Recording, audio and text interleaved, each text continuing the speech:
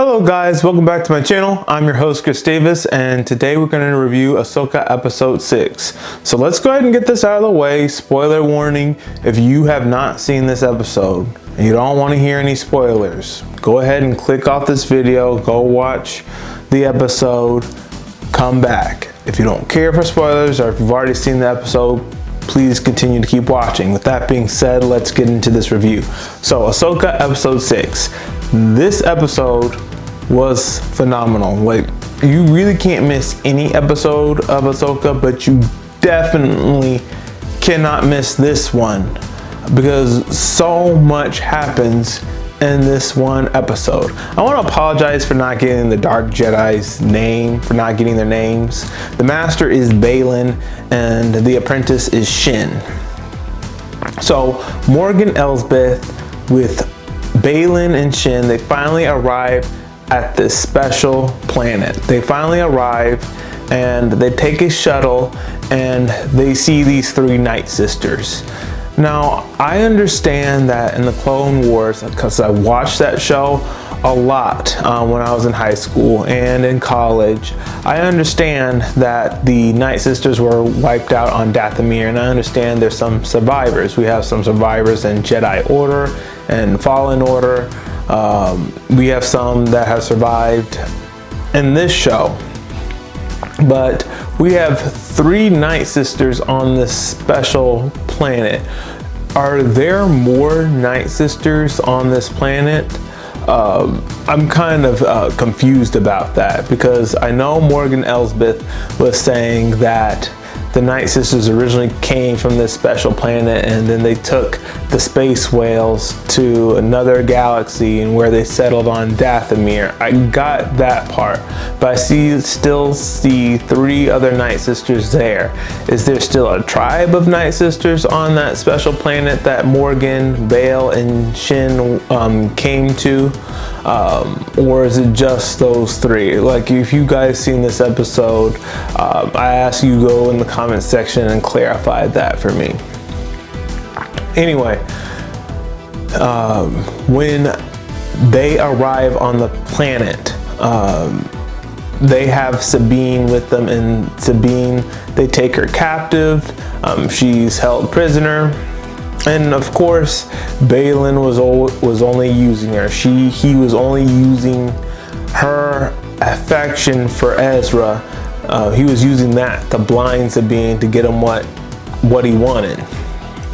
So they finally meet Grand Admiral Thrawn, and he is alive. And you have to really start looking at Sabine, and you have to be like, okay, I know you wanted to bring back Ezra Bridger, but was putting the whole galaxy and having the risk of the Empire, having the Empire come back and destabilize the peace that the New Republic has established. Is it really worth it? Is it really worth having to go through all that?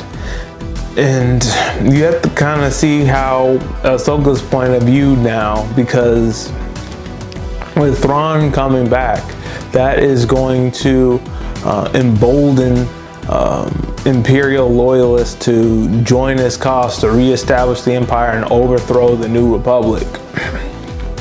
Anyway, we see Thrawn, we see him meet Morgan Elsbeth. We see him with these stormtroopers, but they're different.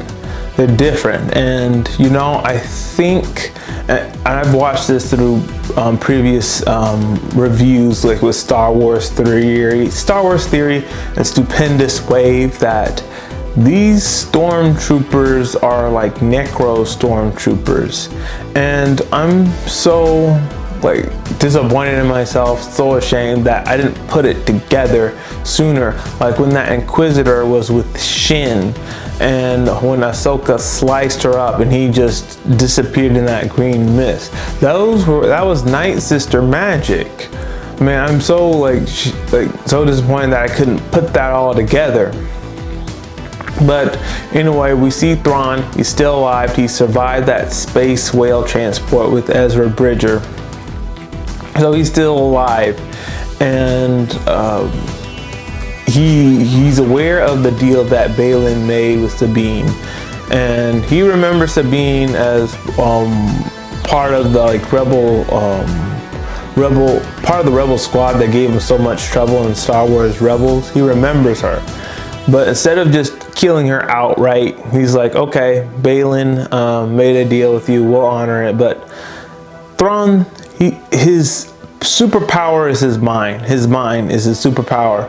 So he decides, okay, here is a wild dog animal. You can ride on him and go find Ezra Bridger. And he lets her go. But Thrawn is really just doing this because it's part of his plan. He tells Baylan and Shin, okay, follow her at your own pace, and if she finds Ezra Bridger, kill the both of them. And Thrawn, what he's planning to do is he doesn't care about these dark Jedi, Baylan or Shin. Like, if they're just stuck on this planet, it doesn't matter to him because they're expendable. He even goes on to say, okay, they're former Jedi, well, they're not perfect, they're mistaken. And what really sets Thrawn off is the Night Sisters tell him that they sense a disturbance in the Force and that Ahsoka is coming. And that's what really angers Thrawn, because they said that they killed Ahsoka, and now he's heard that Ahsoka is alive. And that's when he's like, okay, these dark Jedi, whatever, they're not perfect.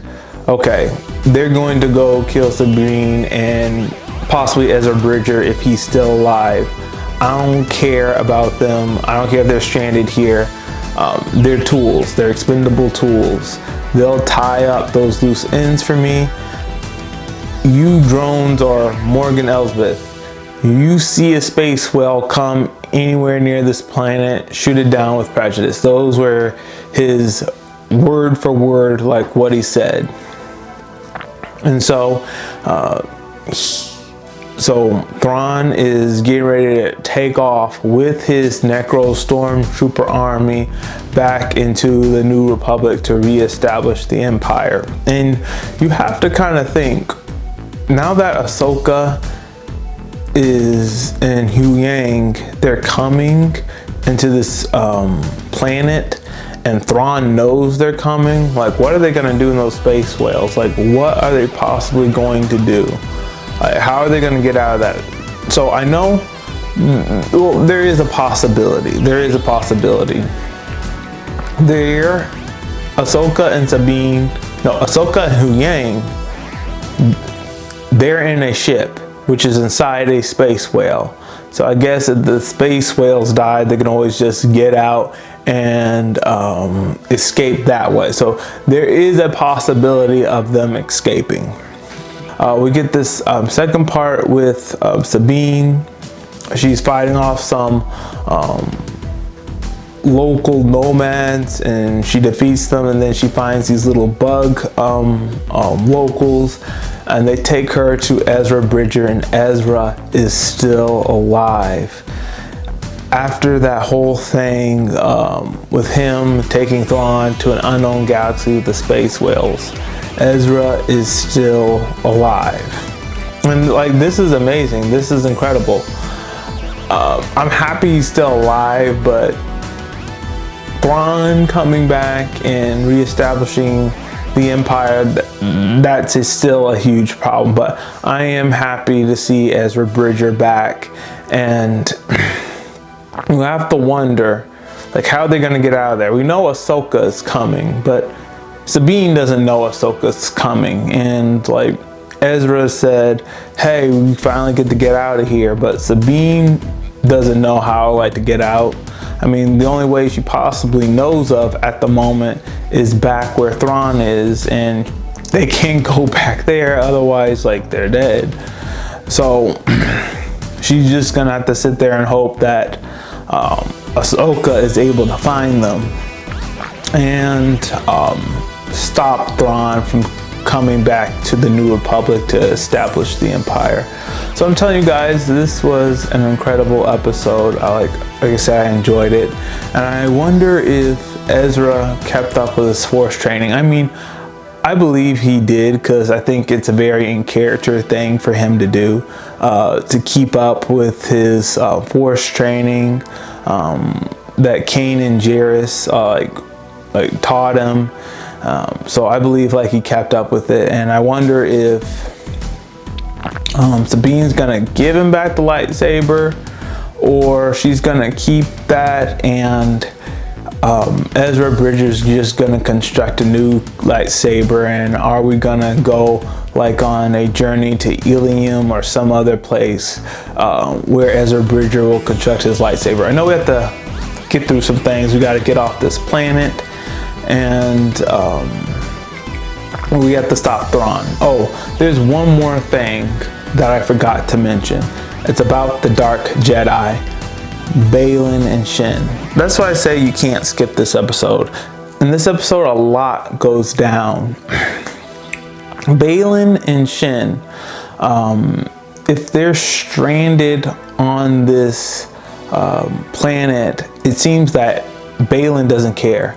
Baylan doesn't care whether Thrawn betrays him or not, because while Thrawn is trying to get off this planet and reestablish the Empire, Baylan knows there's more to this planet than meets the eye. This planet seemingly has been calling to him, and it's supposed to be able to give him a power so great that it's greater than the Empire. Like Shin was even questioning him. Okay, what's better than like being part of the Empire and having power? And Baylan corrects Shin and says, look, that power is fleeting.